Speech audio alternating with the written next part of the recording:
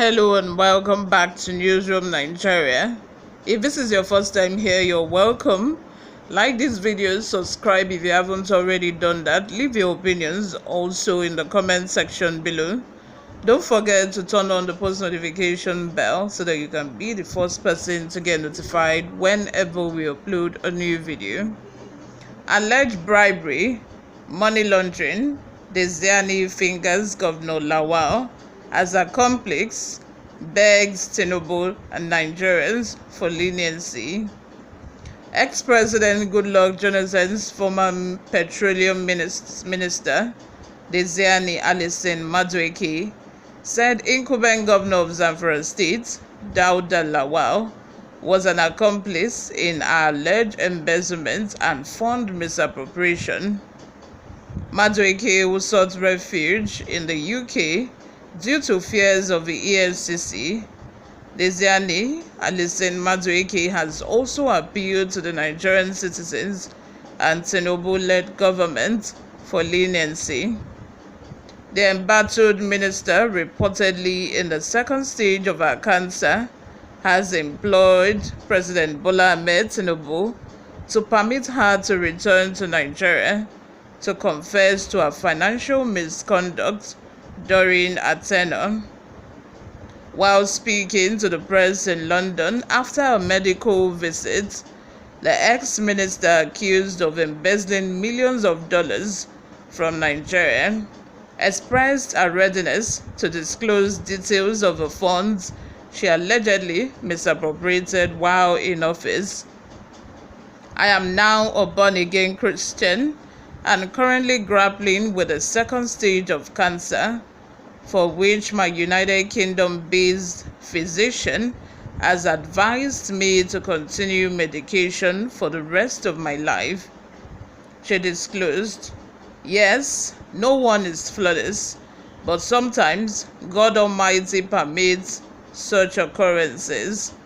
I have been accused of financial misconduct during my tenure as the petroleum minister, and it's true. However, I would like President Bola Ahmed Tinubu and Nigerians to forgive me, allow me to return home and contribute, because life is transient," she tearfully stated. She also mentioned her association with Dauda Lawal Dari, the current governor of Zamfara State, to whom she entrusted over $9 billion for safekeeping while it served as the executive director of First Bank Nigeria PLC. Unfortunately, she revealed that Mr. Dauda Lawal is now unresponsive to her calls, has collaborated with the UK and has collaborated with the UK police to subject her to surveillance, possibly to claim the entrusted funds upon her demise. She said, "My husband and my entire family members, including my Nigerian lawyer based in the United Kingdom, knew my relationship with Dauda Lawal Dari, the current Zamfara State governor, whom I entrusted over $9 billion for safekeeping while he was the executive director of a First Bank Nigeria PLC." $9 billion. This is not 9 billion naira.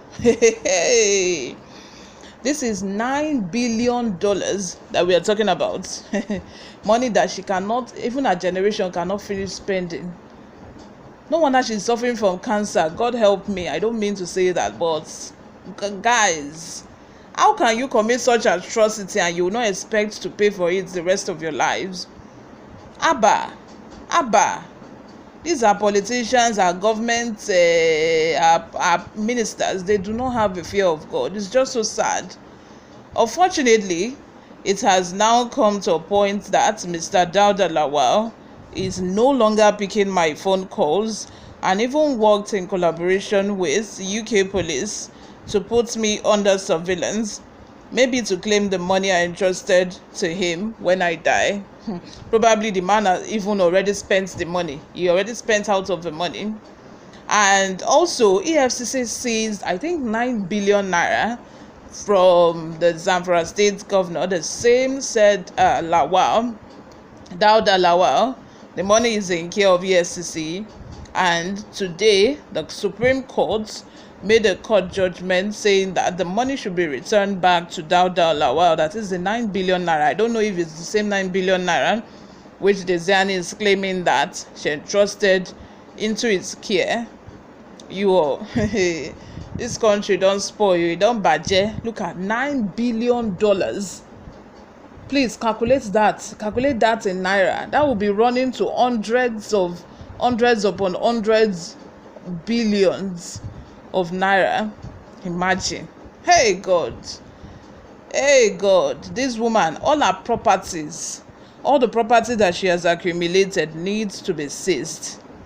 I know that EFCC has already seized some, her jewelries and all of that, but guys, we are here busy clamoring that women should have proper representation in politics and all of that, and then God help us as women. Jonathan finally made a woman. They made the Minister of Petroleum, and look at what she did.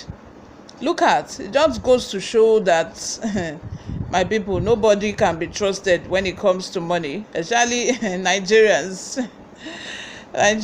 No, black people, let me just say black people.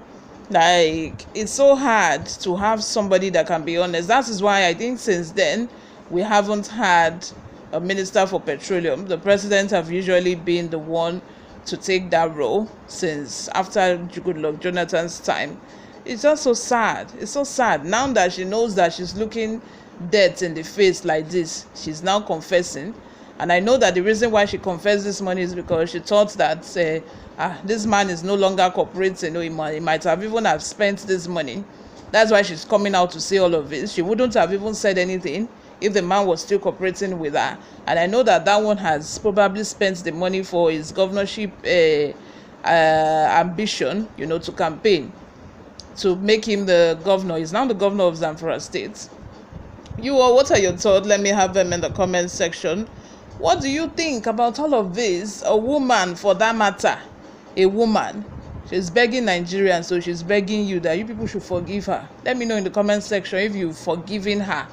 If you've forgiven her for that $9 billion is even one out of many others that she has in maybe foreign reserve and all of that.